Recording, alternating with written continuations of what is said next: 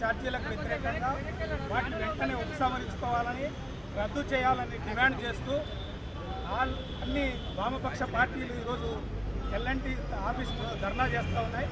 ముఖ్యంగా ప్రజలకు సంబంధించి రవాణాను పెంచేటటువంటి, పర్యావరణాన్ని తగ్గించి మెట్రో ద్వారా ప్రయాణాన్ని సులభతరం చేయడానికి పబ్లిక్ ప్రైవేట్ ప్రాపర్టీగా కొనసాగుతున్నటువంటి ఈ రవాణాను ఈరోజు ప్రజలకు దూరం చేసేటటువంటి కుట్రగా ఈ యొక్క పెంచుదల ఉందనేటువంటిది మేము అభిప్రాయపడతా ఉన్నాం.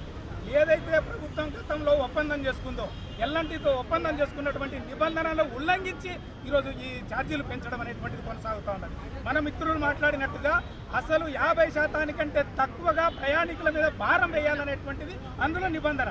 కానీ అట్లా కాకుండా ఈరోజు మొత్తం ప్రయాణికుల మీద నష్టం వస్తుందనేటువంటి పేరు మీద ప్రయాణికుల మీదనే మొత్తం భారం వేసి దీన్ని నడిపించాలనేటువంటిది ఇది దుర్మార్గమైన విషయం, అన్యాయమైనటువంటి విషయం.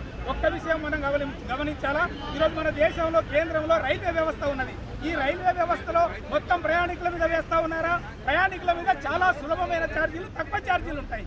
ఎందుకని అంటే ప్రజా రవాణాని పెంచడం కోసం ప్రజలకు చాలా తక్కువ సౌకర్యంగా, తక్కువ స్థాయిలో ఛార్జీలు ఉండేటట్టుగా వాళ్ళు ప్రయత్నం చేస్తారు. కానీ అట్లాంటిది ఈరోజు మెట్రో అనేటటువంటిది ప్రజలకు సౌకర్యవంతంగా ఉండడం కోసం పెట్టినటువంటి దాన్ని ఈరోజు వాళ్ళు ₹2 అంటే 10 నుంచి 12 రూపాయలు, 60 నుంచి 75 రూపాయలు పెంచారు. అంటే 15 రూపాయలు మ్యాక్సిమంగా పెరిగింది. ఈ 15 రూపాయలు లెక్కేస్తే ఒక మనిషికి 30 రూపాయలు అవుతుంది. ఇది 30 రోజులు లెక్కేస్తే 750 రూపాయలు అవుతుంది.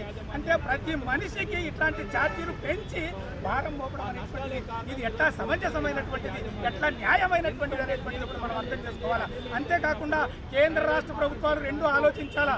ఈరోజు పర్యావరణం పెరుగుతున్నది, పర్యావరణం నష్టపోతున్నది, అసలు ప్రజలు జీవించడం కష్టంగా ఉందనేటువంటి దాని పేరు మీద పర్యావరణ రహితమైనటువంటి ఈరోజు మెట్రోని తీసుకొస్తే ఆ మెట్రో ఛార్జీలు కూడా పెంచడం ద్వారా తిరిగి ఏమవుతుంది? ఈరోజు 5 లక్షల మంది, 5.5 లక్షల మంది ప్రయాణం చేస్తూ ఉన్నారు. వాస్తవంగా వాళ్ళు చెప్పిన దాని ప్రకారం 10 లక్షలకు పైగా ఈరోజు ప్రయాణం పెరగాలి. కానీ అలాంటి రకమైనటువంటి సౌకర్యాలు, అలాంటి రకాలైనటువంటి ఏ అవకాశాలు వాళ్ళు కల్పించడం లేదు. ఈ స్థితిలో ఇట్లా పెంచడం అనేటువంటిది మేము మొన్ననే ఆల్ పార్టీస్ రౌండ్ టేబుల్ ఏర్పాటు చేసి మేము ప్రిన్సిపల్ సెక్రటరీని కలిసాం. ఇట్లా పెంచడం అనే ఆలోచన మంచిది కాదు, ఉపసంహరించుకోవాలి అంటే మా టేబుల్ మీద అట్లాంటిది లేదు, మేము ఇప్పటికీ ఆలోచన చేయటం లేదని చెప్పిన వారం రోజులు తిరగక ముందే నిన్న ప్రకటన చేయడం అనేటువంటి దుర్మార్గమైంది. దీన్ని సిపిఐగా, మాస్ లైన్గా, వామపక్షాలుగా తీవ్రంగా ఖండిస్తున్నాం. వెంటనే ఈ ఛార్జీలన్నింటినీ రద్దు చేయాలా, కాకపోతే మరింత ఉద్యమాన్ని ముందుకు తీసుకుపోతామని ఈ సందర్భంగా ప్రభుత్వాన్ని, ఎల్ఎన్టీని హెచ్చరిస్తా ఉన్నాం.